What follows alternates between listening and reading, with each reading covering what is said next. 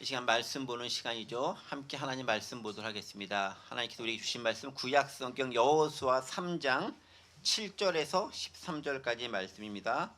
여호수아 3장 7절에서 13절까지 한 절씩 저와 여러분이 교독하시고 마지막 13절은 한 목소리로 봉독합니다. 제가 먼저 7절 말씀 봉독하겠습니다. 여호와께서 여호수아에게 이르시되 내가 오늘부터 시작하여 널 온 이스라엘의 목전에서 크게 하여 내가 모세와 함께 있었던 것 같이 너와 함께 있는 것을 그들이 알게 하리라. 너는 언약궤를 맨 제사장들에게 명령하여 이르되 너희가 요단 물가에 이르거든 요단에 들어가서 여호수아가 이스라엘 자손에게 이르되 이리 와서 너희의 하나님 여호와의 말씀을 들으라 하고 또 말하되 살아계신 하나님이 너희 가운데 계시사 가나안 족속과 헷 족속과 히위 족속과 그리스 족속과 기르가스 족속과 아모리 족속과 여부스 족속을 너희 앞에서 반드시 쫓아내실 줄을 이것으로써 너희가 알리라. 보라 온 땅에 주의 언약궤가 너희 앞에서 요단을 건너가나니 이제 이스라엘 지파 중에서 각 지파에 한 사람씩 12명을 택하라. 같이 읽겠습니다. 온 땅에 주 여호와의 궤를 맨 제사장들의 발바닥이 요단물을 밟고 멈추면 요단물 곧 위에서부터 흘러내리던 물이 끊어지고 한 곳에 쌓여 서리라. 아멘. 네. 여호수아 있는 말씀을 가지고 함께 은혜를 나누고 있고요. 드디어 이제 요단강을 건너기 바로 직전에 상황까지 다다른 것 같습니다. 지난 시간에 우리가 함께 생각했던 것 좀 언급을 해보도록 하겠습니다. 하나님께서 여호수아를 통해 여러 부류의 사람들에게 말씀을 했습니다. 특별히 중요한 것은 너희가 먼저 떠나야 한다라는 말씀 드렸죠. 새로운 시작을 위해서는 있는 자리에서 먼저 떠남이 필요하다. 떠나지 않으면 새로운 시작도 오지 않는다라는 것. 그러나 떠남은 기대도 있지만 두려움도 있다. 그러나 기대와 두려움이 공존하지만 우리가 어느 쪽에 대한 믿음을 가지고 나아가는가에 따라서 하나님의 역사하심은 분명하다. 그리고 더불어서 그것이 말씀으로 인도하는 떠남이라고 한다면은 그것은 하나님의 동행하심이 계시기 때문에 우리가 믿음으로 나아갈 수 있다. 오히려 스릴 있지만 감격하고 기쁨에 찬 모험과 같은 것이 될 수 있다라는 것 함께 생각해 봤고요. 또 떠남은 어떤 것이냐 영적인 의미로 과거의 나의 잘못된 행동과 나중심적 사고방식에서 탈피해서 하나님 중심의 삶을 살기로 다짐하고 결단하는 것이다. 그것을 이행하는 것이다 라는 말씀 지난 시간에 함께 나누었던 것 같습니다. 그리고 특별히 하나님께서 지난 시간에 주셨던 말씀 가운데는 여러 부류의 사람들을 택하면서 말씀 주셨던 것 기억하시죠? 그래서 중간관리자들의 역할들이 있었다. 무슨 역할이 있었죠? 그렇죠. 이렇게 여호수아의 말씀을 사람들에게 전달도 하고 그들이 각 지파 구석구석을 다니면서 그 사정들을 또 여호수아를 비롯한 지도층에게 전달하는 걸 통해서 그들이 원하는 소통이 가능하도록 그 중간 역할을 다 감당했다라는 것이 관리자들의 역할이었다라는 것이죠. 되게 중요한 부분이었다라는 거죠. 그리고 더불어서 하나님께서 각 지파들에게 그 각 부류의 사람들이 주셨던 말씀들이 있습니다. 먼저 관리들이 백성에게 주셨던 말씀들 생각나십니까? 뭐라고 했죠? 언약궤를 맨 제사장들 보라라는 말씀했습니다. 제사장을 보는 게 아니라 언약궤를 맨 제사장을 보라라는 거죠. 제사장은 제사장인데 언약궤를 맨 것을 보라. 그걸 뭘 보라는 겁니까? 말씀을 보라는 거죠. 제사장이 지고 가는 그 언약궤는 말씀을 보라라는 겁니다. 제사장만 보라는 게 아니죠. 말씀을 보라라는 거죠. 그리고 그 말씀을 봤으면은 그 말씀 이끄는 대로 현재 삶에서 떠나 나아가라라는 것들. 그 말씀을 듣기만 하고 흘리는 게 아니라 떠나 나아가는 게 용기이며 믿음이다라는 것. 그리고 그것이 바로 제자도의 삶이다. 예수님을 따랐던 제자들이 다 버리고 떠났던 것처럼 그게 제자의 삶이다라는 것. 그리고 또 한 가지 가까이 하지 말 것도 있었죠. 너무 가까이 하지 말라. 즉 내가 맡은 바 일 이상의 것을 내가 감당해야 할 직책 이상의 것을 넘보지 말라라는 측면에서도 되게 우리에게 주시는 경고의 말씀이자 욕심을 버리는 말씀으로 얘기해 준다. 그 모든 것을 당했을 때 하나님께서 미리 준비해 주신다. 우리에게 무엇을 해야 될지 알려주신다라는 말씀 우리가 지난 시간에 들었습니다. 새롭지 않죠? 새로우세요? 네, 새롭지 않은 것 같아요. 완전 복습하는 시간이기 때문에 새로울 수가 없어요. 네, 오늘 이제 처음 오신 분 때문에 새로울 수가 없는 말씀입니다. 그리고 더불어서 여호수아가 백성에게 또 직접적인 한 말씀도 있죠. 뭐라고 했습니까? 너희는 성결하라. 네, 그렇죠. 성결하라. 성결을 유지하라. Consecrate yourselves라고 얘기하고 있습니다. 근데 어떤 게 성결입니까? 말씀을 따라 사는 삶, 말씀을 추종하는 삶이 성결한 삶이다라는 거죠. 네. 성결이라는 것은 세상 사람과 같이 살지만 거기서 다르게 말씀을 따라 사는 삶이다. 완전히 뚝 떨어진 삶이 아니다라는 거. 그 부분을 기억할 필요가 있다. 그 여호사가 또 제사장들에게도 얘기합니다. 뭐라고 얘기하죠? 너희는 백성들 앞에 서서 가라고 얘기합니다. 모범 보이고 먼저 나아가라라고 얘기하죠. 이 모든 거 다 종합하면 뭡니까? 질서 속에서 각자 맡은 역할을 잘 감당했었을 때 강력하고 아름다운 하나님 나라 공동체가 이루어진다라는 것을 얘기해주면서 이제 너희가 그것이 갖춰졌다라고 한다면 가나안 땅에 요단강을 건너 들어갈 준비가 됐고 이제 출격해라라고 말씀합니다. 이렇게 각 부류에 있는 사람들별로 딱딱딱 무엇을 해야 되는지 말씀해 주셨고 이제 드디어 떠날 때가 됐습니다. 최종적으로 하나님께서 여호수아에게 이것들이 어떤 의미를 가지고 있는지 그리고 어떻게 구체적으로 행할 것인지에서 다시 한번 마지막으로 얘기해주고 그 다음 시간부터 직접 떠나게 됩니다. 자, 그 얘기가 이제 7절부터 언급되고 있습니다. 7절 말씀입니다. 여호와께서 여호수아에게 이르시되 내가 오늘부터 시작하여 너를 온 이스라엘 목전에서 크게 하여 내가 모세와 함께 있었던 것 같이 너와 함께 있는 것을 그들에게 알게 하리라 라고 하나님께서 누구에게 얘기하죠? 여호수아에게 얘기합니다. 그러니까 이거는 하나님과 여호수아의 대화인 거예요. 그러니까 오늘 말씀들을 가만히 보면은 하나님이 누구랑 얘기하는지 또 누가 누구랑 얘기하는 것들을 초점에서 주의 깊게 봤었을 때 우리가 어떤 형편 가운데서 내가 어느 위치니까 어떤 말씀을 따라 순종하면 좋을 것인가를 여러분들이 결정할 수 있는 거죠. 그러니까 오늘은 하나님께서 여호수아에게 직접 말씀하는 겁니다. 자, 그런데 보세요. 여호와께서 여호수아에게 이르시되라고 하는데 이게 이 부분만 나오는 게 아니라 앞에도 여러 차례 몇 번 언급된 적이 있습니다. 그러니까 하나님께서 여호수아에게 말씀하고 계신다라는 거죠. 자, 그 말은 뭐겠습니까? 하나님께서 여호수아에게 말씀하시고 여호수아는 그 말씀을 받아서 또 이스라엘 백성들에게 전하고 있는 거죠. 무슨 얘기입니까? 여호수아가 행동하고 여호수아가 말하고 여호수아가 지시하는 모든 것들은 여호수아가 임의로 판단해서 행하는 것들이 거의 없다라는 거예요. 그러니까 여호수아는 어떻게 보면 되게 아주 극단적으로 얘기하면 하나님의 말씀을 바꾸고 말씀대로 전달하는 어떻게 보면 최초 전달자의 역할을 감당하는 거죠. 그게 여호수아였어요. 또 그게 선지자이기도 하고요.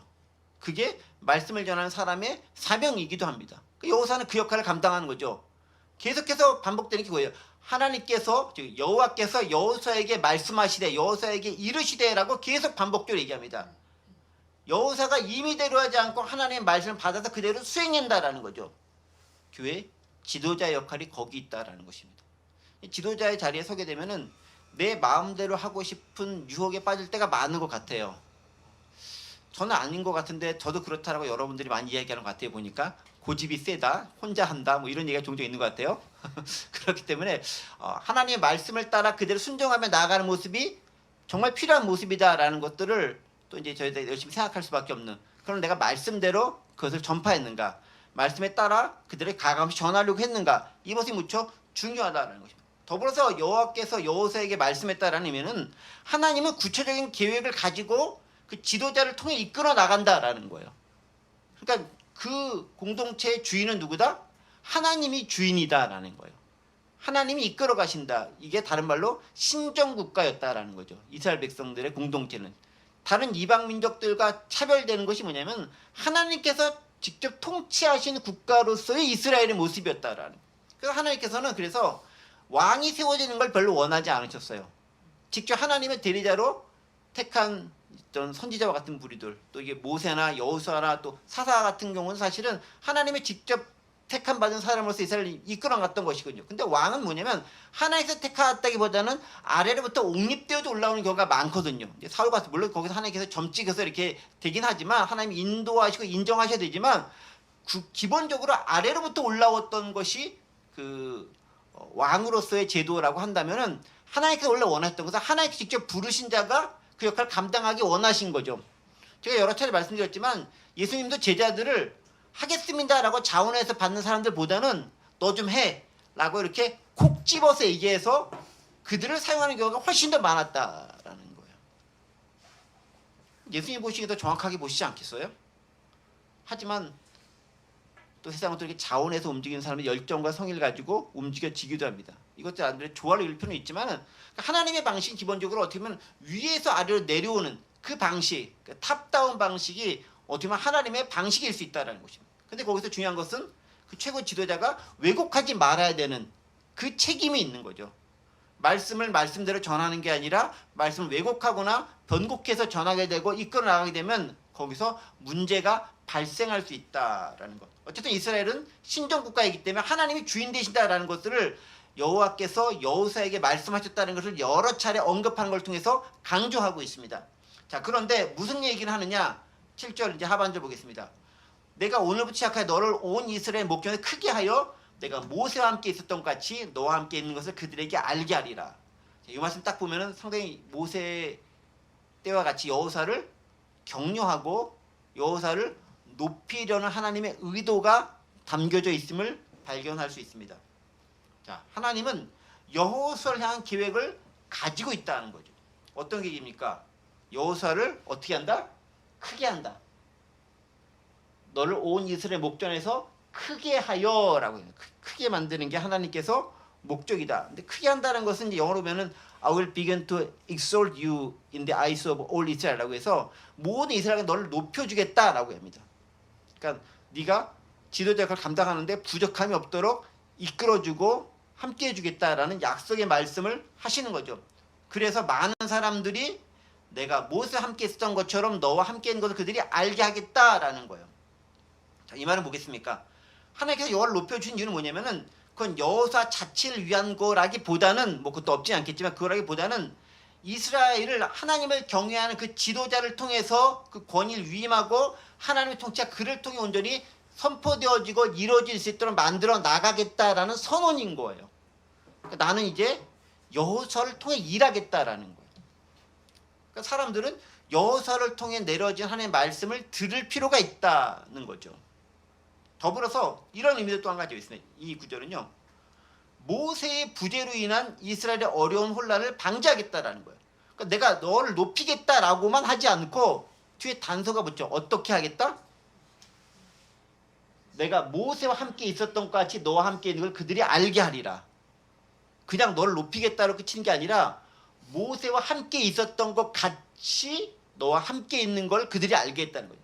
그러니까 이스라엘 백성들이 여전히 가장 강력한 영향력으로 비록 없지만 그 남아있는 잔존하는 영향력으로 행사되는 것이 모세였다는 거죠. 이게 이런 거예요. 새로운 지도자가 딱 왔는데 모세 때는 이렇게 했는데요. 모세 때는 이렇게 말씀하셨는데요. 모세 때는 이렇게 결정했는데 이거랑 비슷한 거예요. 아주 극단적으로 예를 들면 이런 거죠. 어느 교회 새로 담임 목사님이 부임이 왔습니다. 전임 은퇴 목사님께서는 이렇게 하셨는데요. 이렇게 얘기하는 건 똑같은 거예요. 그런 상황이 되면은 그가 아무것도 못하죠. 그러니까 하나님께서 여호사에게 힘을 실어주면서 얘기하는 거예요. 내가 모세와 함께했던 것처럼 지금 이 여호사에게도 동일하게 함께한다라는 거예요. 하나님의 약속의 말씀이 있는 거죠. 그래서 모세만큼의 지도력을 부여함으로 공동체가 그를 통해 온전히 결합할 수 있도록 결속을 다질 수 있도록 역사하시는 하나님의 의도를 또한 발견할 수 있습니다. 그 다음에 또 한 가지 중요한 의미가 있는데 하나님이 여호사를 크게 하는 이유는 결국 뭐냐면 하나님이 주권적으로 역사하고 계시고 모세 때와 동일하게 그러니까 그들의 이상향적인 지도자가 모세였다면 그 모세 때와 동일하게 하나님은 여전히 역사하고 계시다라는 것들을 이스라엘 백성들이 인지하도록 알도록 만들겠다라는 거예요.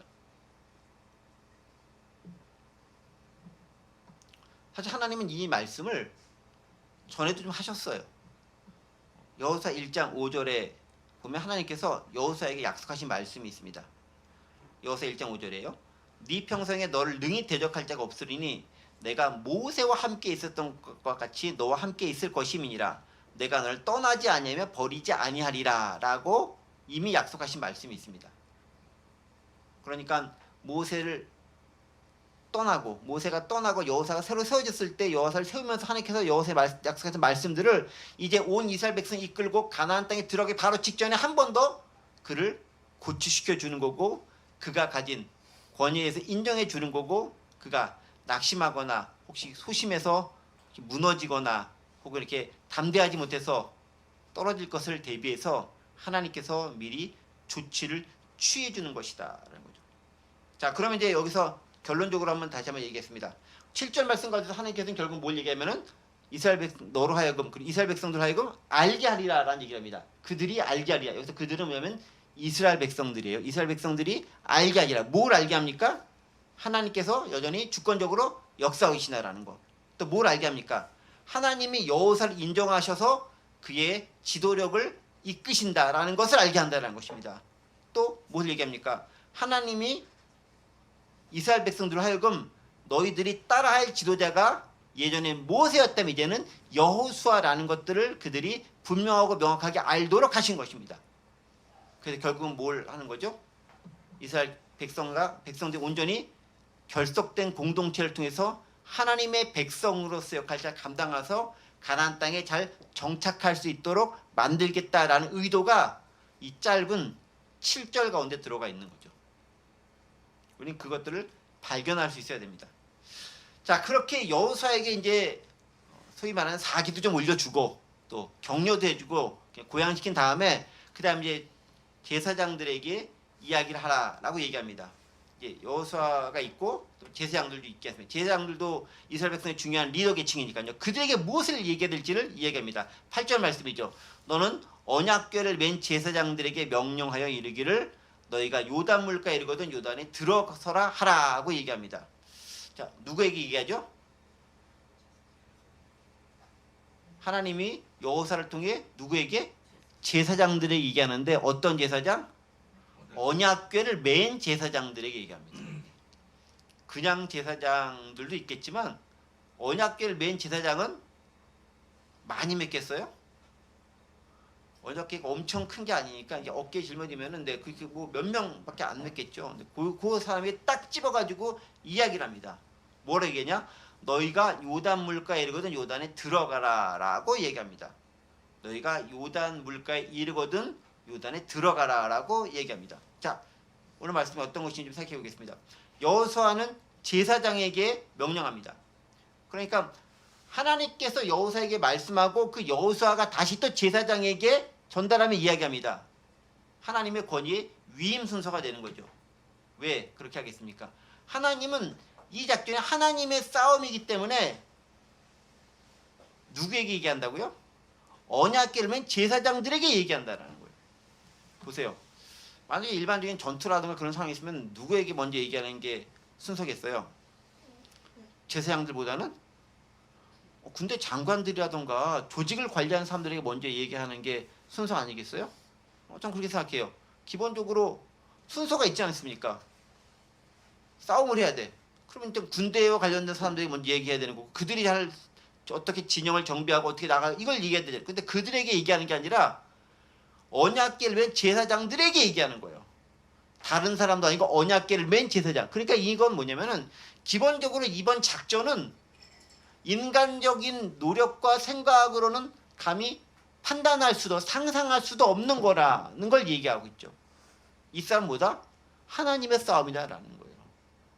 이 싸움은 기본적으로 하나님의 영적인 싸움이기 때문에 그들을 통해 일이 이루어져야 된다라고 얘기하는 거예요. 그래서 콕 집어서 언약궤를 맨 제사장들에게 먼저 얘기하는 거예요. 다른 사람들이 아니라 그들에게 얘기하고 있는 거예요.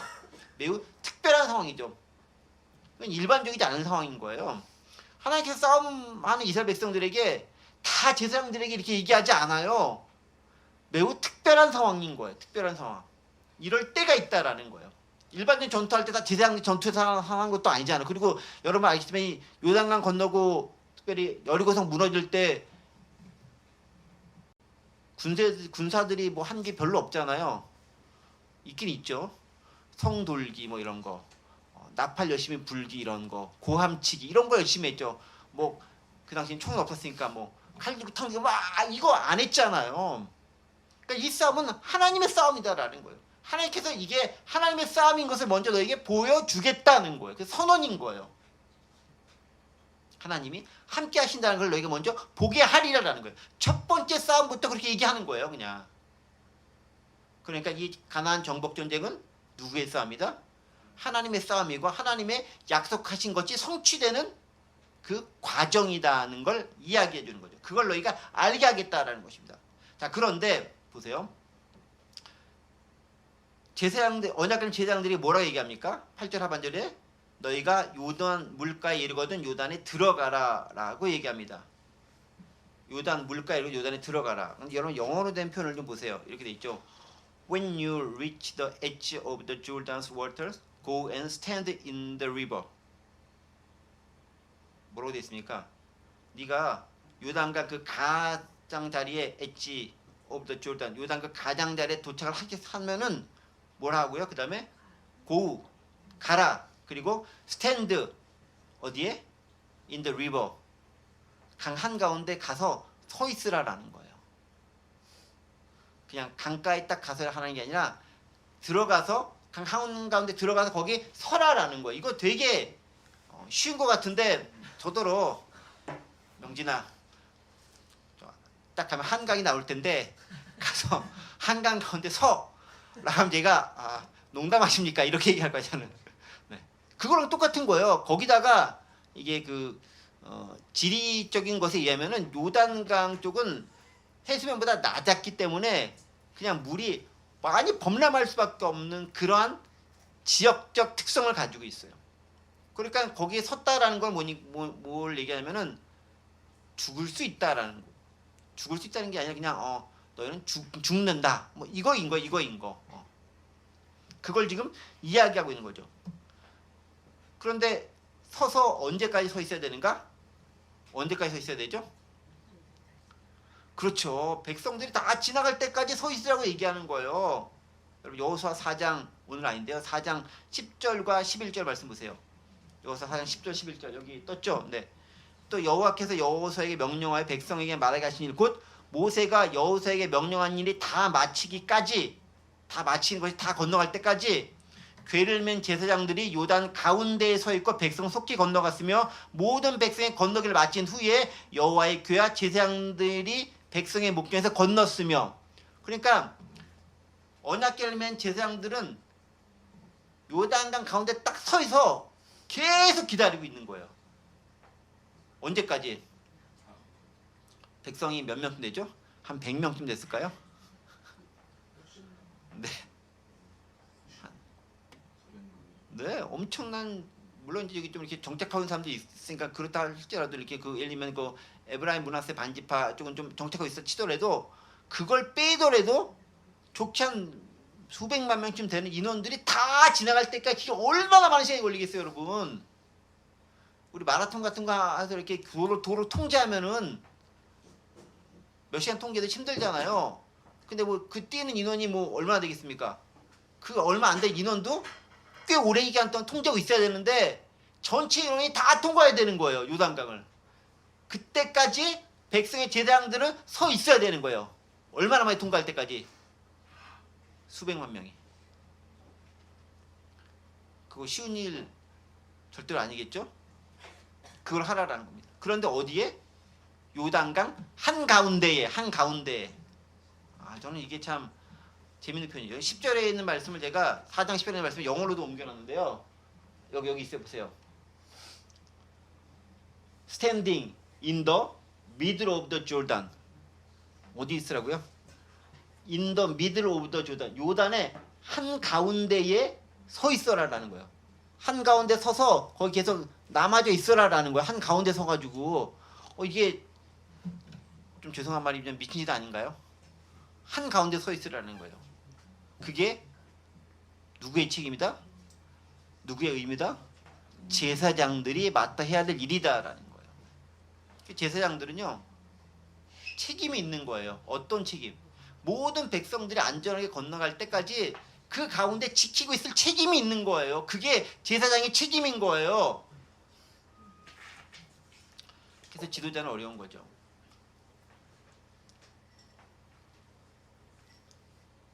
이 얘기를 해야 되나 안 해야 되나 고민스럽긴 한데 예를 들면 이런 거 비슷한 겁니다. 세월호 사건이 났었을 때 선장이 제일 먼저 도망쳤잖아요. 이런 거 비슷한 거예요. 이러면 안 된다라는 거죠. 또 요새 그 건국전쟁이라는 영화가 나와가지고 항상 이렇게 좀 뭐 이렇게 좀 되게 좀 이슈가 좀 되고 있어요. 이슈몰이를 하고 있는데 파묘와 더불어서 맡고 있었는데 거기서 이제 이승만 대통령이 엎드게 된 얘기가 나와요. 그 이제 거기서 주장하는 게 뭐냐면 이승만 대통령이 그 잘못된 일 가운데 하나가 뭐냐면은 6.25 전쟁이 났었을 때 가장 먼저 도망간 사람이 그분이에요. 그런데 내각을 다 이끌고 간 게 아니라 본인만 먼저 도망을 갔어. 그리고 마치 안 그런 것처럼 방송을 내보냈어요, 사실은. 근데 그런 모습들이 되게 이제 왜곡돼서 이제 막 표현되기도 하고 그렇게 있는 거죠. 이런 모습들이 바로 리더로서 합당한 모습이겠느냐라는 거예요. 사람이기 때문에 겁 안 나는 사람이 어디 있겠습니까? 다 겁나고 힘들죠. 하지만 언약궤를 맨 제사장이라면 어떻게 되는가? 네, 거기 끝까지 남겨져 있는 거예요. 근데 그건 뭐냐면 하나님께서 언약궤 제사장이 있기 때문에 그 요단강이 범람하지 않고 멈춰서도록 하시겠다라는 거예요. 말씀이 그 자리에 있는 한 하나님의 역사는 지속된다라는 거예요. 그럼 사람들이 결국은 그 언약궤를 맨 그 제사장, 정확히 하면 언약궤겠죠. 언약궤 제사장들 보면서 안심하고 건너갈 수 있는 거예요. 그게 사실은 제사장들 혹은 리더가 반드시 갖춰야 할 덕목이라는 거죠. 그래서 저는 이런 말씀을 보면서 무척 큰 부담감이 생겼어요. 나는 그냥 잘하면 그냥 죽을 수도 있겠구나. 그러나 말씀을 제대로 갖고 있으면 살 수도 있겠구나. 네. 말씀 언약궤를 맺기 때문에 그들은 살 수 있겠고 백성들도 살릴 수 있었다라는 거죠. 네. 이런 부분들이 우리가 필요하다. 그래서 지도자의 조건이 무엇인가라는 부분을 우리는 기억할 필요가 있습니다. 이런 것을 제대로 감당할 수 있는 자가 지도자가 되어야 된다라는 거예요. 재빨리 도망가는 사람이 지도자가 아니라 끝까지 남아져 있을 수 있는 사람이 리더가 되야 된다라는 겁니다. 자, 그 다음에 또 이제 여호수아가 또 누구에게 얘기합니까? 제사장들에게 얘기했다면 그 다음에 또 누구에게 얘기하죠? 9절에는 이스라엘 백성들에게 얘기합니다. 계속 이걸 좀 볼 필요가 있어요. 누구에게 이야기하는지. 그러니까 내가 어떤 부류에 속해 있고 그래서 어떻게 감당해야 되는지를 되게 구체적으로 지목하면서 이야기를 이끌어 나가고 있습니다. 누구에게 이야기하는지 얘기합니다. 네. 9절 말씀입니다. 여호사가 이스라엘 자손에게 이르되 이리 와서 너희 하나님 여호와의 말씀을 들으라 라고 얘기합니다. 자, 제사장에게 너희가 해야 될 일을 얘기했죠. 그럼 너희는 목숨 걸고 요단강 가운데 들어가서 다 건너갈 때까지 거기서 계속 있어 라고 딱 얘기를 합니다. 누구에게? 제사장들에게. 그 다음에 이제 건너가야 될 백성들을 보면서 또 이야기하는 거예요. 그게 9절부터 이제 얘기하는 겁니다. 백성들에게 얘기합니다. 뭐라고 얘기해요? 이리 와서 너희 하나 여호와의 말씀을 들으라 라고 얘기합니다. 자, 이스라엘은요 여호사의 명령이 아닌 하나님의 말씀을 듣는 거다라는 겁니다. 비록 여호사가 말씀을 전하긴 하지만 그게 여호사가 임의로 하는 얘기가 아니라 어떤 말씀?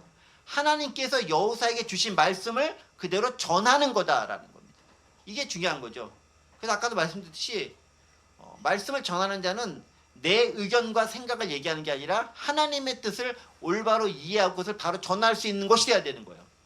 그게 선지자의 사명이고 오늘날 예언의 은사를 받은 사람들의 사명이 바로 거기에 있는 것이죠. 그런 사람이 있었을 때 담대하게 얘기할 수 있는 거죠. 여호와 하나님의 너희의 하나님 여호와의 말씀을 들으라라고 얘기할 수 있는 거예요. 하나님 말씀이 선포된다. 들어라라는 겁니다. 그럴 때 성도들의 자세는 종이 여기겠습니다. 듣겠습니다. 말씀하여 주옵소서라는 게 성도와 종된 자의 자세겠죠. 하나님께서 엘리를 통해서 사무엘 부르실 때도 사무엘아 사무엘아 사무엘 나가죠. 제가 여기 있겠으니 말씀없어라고 나아갔던 자세들. 마리아가 천사 가브리엘 와서 말했을 때 여종이 오니 주의 뜻대로 이루어지리라 라고 말씀하고 순종하는 그 자세가 그들에게 필요한 자세였다라는 것입니다. 그러면서 계속 얘기하죠. 너희는 들어라 라고 얘기합니다. 뭘 들어야 되는가? 10절부터 얘기합니다. 또 말하되 살아계신 너희 하나님이 너희 가운데 계시사 가나안 족속과 헷 족속과 히위 족속과 브리스 족속과 기르가스 족속과 아모리 족속과 여부스 족속을 너희 앞에서 반드시 쫓아낼 줄을 이것은 너희가 알리라 라고 얘기합니다. 자, 여기서 또 한 가지 알리라 라는 게 나옵니다. 자, 첫 번째 아까 그 7절에서 알리라 라는 것이 나왔죠. 여호수아가 이스라엘 지도자가 된 것을 알리라. 하나님이 여기서 함께 있는 것을 너희가 알리라라고 얘기했다면은 이제는 이스라엘 백성들에게 알리라라고 얘기하면서 또 한 가지 알 것이 무엇인가에 대해서 또 이야기하고 있습니다. 자, 무엇을 알까요? 두 가지를 너희가 알게 된다라고 얘기합니다. 첫 번째 뭡니까? 10절 상반절입니다. 살아계신 하나님은 너희 가운데 계신 분이라는 것을 너희가 안다라는 겁니다. 영어로도 똑같이 되어 있죠. 네. You will know that the living God is among you. 너희 가운데 살아계신 그 하나님이 너희 가운데 계시는 것을 너희가 알게 될 것이다 라는 거를 얘기하죠. 하나님은 우리 가운데 계신다라는 것입니다. 근데 그걸 어떻게 알겠냐? 믿음으로 사실 아는 거죠. 그런데 때로는 하나님께서는 기적적인 방법을 통해서 그것을 우리에게 직접 보여주시기도 합니다. 목도하기도 하죠. 그래서 우리가 신앙생활하고 또 믿음생활하고 교회생활하면서 때때로 이건 정말 하나님께서 이렇게 하셨구나라는 것들을 고백할 때가 있어요. 우리는 믿음으로 평상시에 이렇게 고백하며 살지만 때때로 어느 때는 하나님께서 역사하셨던 것을 분명하게 마치 내가 본 것처럼 뭐 하나님께서 갑자기 뭐 인간 형상 드러나는 것은 아니지만 하나님의 역사하심이 내게 분명하게 다가온 것으로 느껴질 때가 있어. 확증적으로 내가 경험될 때가 있습니다. 하나님의 은혜가 우리 가운데 임할 때가 그럴 때인 거죠. 그때 우리는 하나님이 함께 하시는구나, 하나님이 역사하시는구나 라고 고백할 수 있습니다. 지금 이스라엘 백성들은 그것을 고백할 수 있게 되도록 만들어주겠다는 거예요. 누가? 하나님께서. 내가 너희 가운데 있다라는 것을 내가 알게 하겠다는 거예요. 근데 그 말은 뭐냐면은 어떤 하나님이라고 얘기했죠? 또 리빙갓이 리빙갓. 살아계신 하나님이 있다라는 거예요. 나는 죽은 하나님으로 너희 가운데 존재하는 게 아니라 살아있는 하나님으로 존재하고 있다는 것입니다. 그 말은 뭐냐? 하나님 지금도 역사하고 계신다라는 거예요. 그냥 죽은 신으로서 과거의 신이었지만 지금은 뭐 이름만 있는 그런 존재가 아니라 지금도 살아서 역사하고 너희가 활동하고 모든 일에 간섭하고 주관하시는 그 존재로서 그 하나님으로서 너희 가운데 있다라는 거예요. 죽어있는 우상덩어리가 아니다라는 거예요. 살아있는 하나님이라는 거예요. 그걸 너희가 안다라는 것입니다. 다른 말로 우리는 하나님의 역사하심을 경험할 수 있게 된다라는 것입니다. 그래서 믿음과 신앙은요, 그런 경험이 많아질수록 더 커지고 풍성해지고 더 큰 위험 가운데 나를 내맡기면서 더 큰 하나님의 역사를 체험할 수 있게 되는 거예요.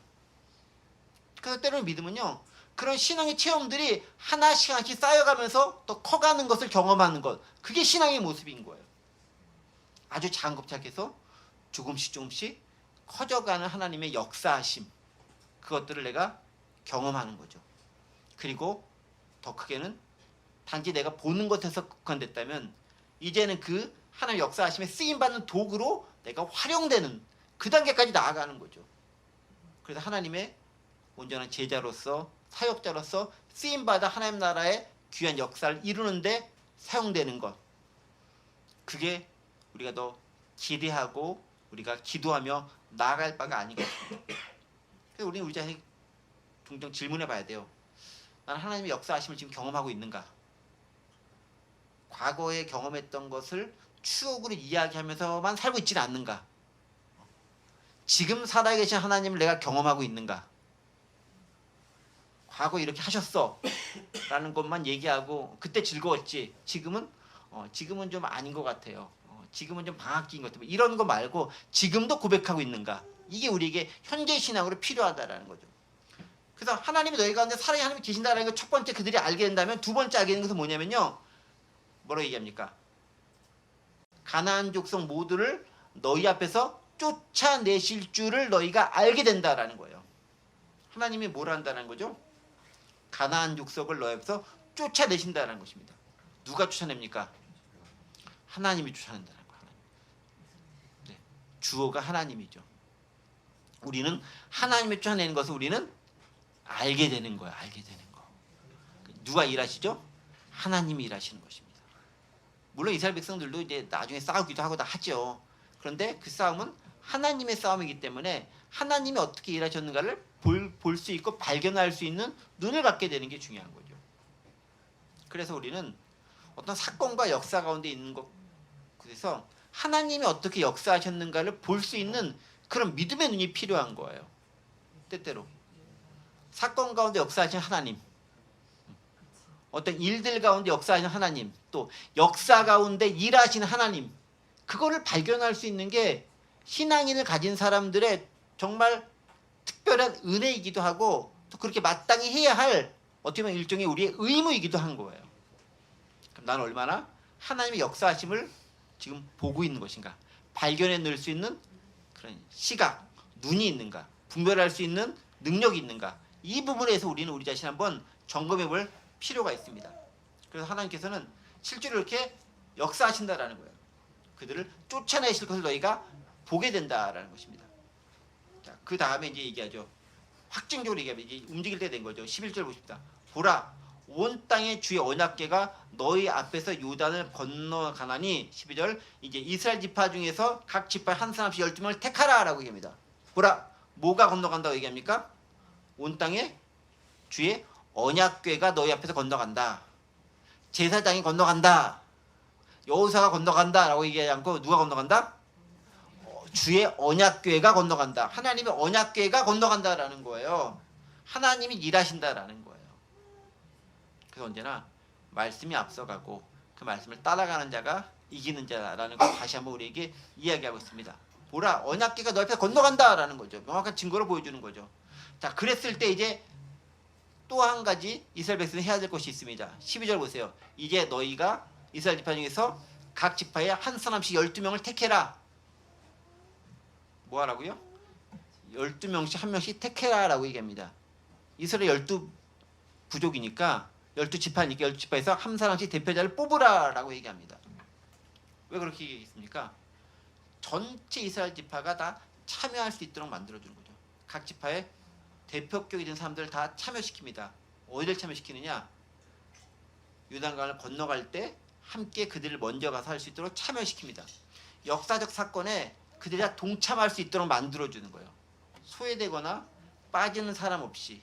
그래서 나중에 이 사람들이 뭐냐면요, 요단강에서 12개의 돌을 요단강에서 운반해서 세우는 역할들을 이 사람들이 감당합니다. 각 지파를 한 명씩 뽑았던 사람들이. 여호수아 4장 8절에 있는 말씀인데, 오늘은 아니고 이제 다음 시간쯤 볼 건데, 보시면 여호수아 4장 8절이죠.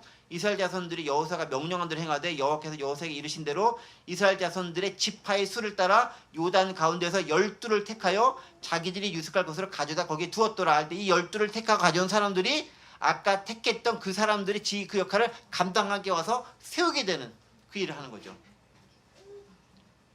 그리고 이들은 지도자들이 되는 거예요. 다 같이 이렇게. 네. 그래서 어떤 일을 감당할 때는 다 같이 참여하는 게 중요한 거예요. 그러니까 일을 빨리 하는 게 중요한 게 아니라 다 같이 참여해서 함께 할 수 있는 거. 그래야 공동체성이 함양되기 때문에 그렇습니다. 되게 중요한 거죠. 이스라엘 백성들의 공동체성 무척 중요한 거기 때문에 하나님께서는 다 참여할 수 있도록 이야기하십니다. 그리고 이제 8절로 12절 말씀으로 마지막 넘어갑니다.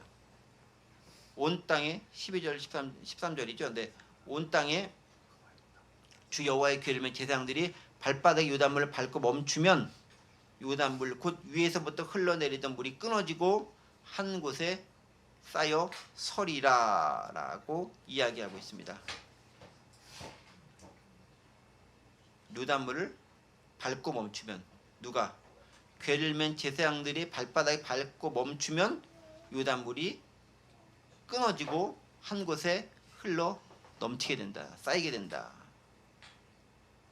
기적은 밟았을 때 일어나게 된다라고 얘기하죠. 그런데 밟는 것이 다음 시간에도 하겠지만은 그냥 밟는 게 아니라 발목까지 잠겨야 되는 거예요. 이렇게 발바닥에 싹 발이 다 잠길 정도까지 들어가야 되는 거고, 어디까지?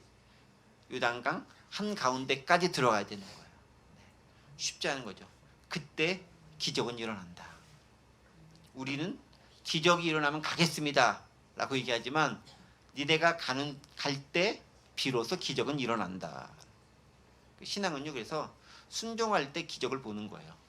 기적을 보면 순종하겠습니다는 믿음의 행동이 아닌 거죠. 순종했을 때 기적이 일어나기 때문에 믿음으로 순종하겠습니다.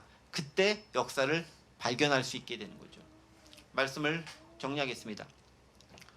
하나님 이스라엘 백성들에게 마지막으로 또 명령하십니다.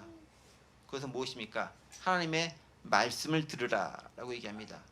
그런데 그렇게 하기 위해서는 먼저 여호사를 높여줍니다. 여호사를 통해 하나님께서 이 모든 것의 주인 되심을 선포하십니다. 그리고 여호사의 지도력을 모세처럼 인정해 주시면서 이스라엘 공동체가 여호사를 통해 모세처럼 하나로 똘똘 뭉치는 아름다운 공동체가 되기를 원하십니다. 지도자를 세우는 것은 그런 이유가 있는 거죠. 하나님이 그를 통해 말씀하시고 그를 통해 그 공동체가 온전히 서게 되는 것을 원하시는 것, 그게 하나님의 마음입니다. 우리는 그 안에 순종하며 나아갈 필요가 있습니다. 그러면 백성들이 해야 할 것은 뭐죠? 주님 말씀하시는 것을 내가 바라보고 따라가는 데 있습니다. 지도자가 해야 할 것은 먼저 나아가서 요단물에 들어가는 것이고, 다 건너갈 때까지 위험을 무릅쓰고 힘들더라도 서 있는 것입니다.